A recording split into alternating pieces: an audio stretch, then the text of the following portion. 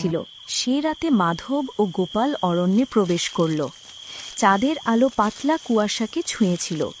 গাছের ডাল অদ্ভুতভাবে কাঁপছিল, যেন কারা লুকিয়ে আছে। নিশির ঝর্ণার কাছে পৌঁছাতেই চারদিকে অন্ধকার ভারী হয়ে এলো। হঠাৎ ঝর্ণার পাথরের নিচে অদ্ভুত আলোকরেখা ফুটে উঠল। দেখলি, আমি বলেছিলাম। হঠাৎ গোপালের হাতে থাকা কাঠের পুঁথি নিজে থেকেই খুলে গেল। ভেতরে লেখা ছিল, সাহস, সত্য ও ত্যাগ এই তিনেই খুলবে পথ, লোভ হলে ধ্বংস নিশ্চিত। দেখ, এইসব বোকার কথা ভুলে যা, নকশাটা বের কর। নকশার প্রতীক অনুযায়ী দুজনে পাথরের উপর হাত রাখতেই চারপাশ ঘুরতে লাগল।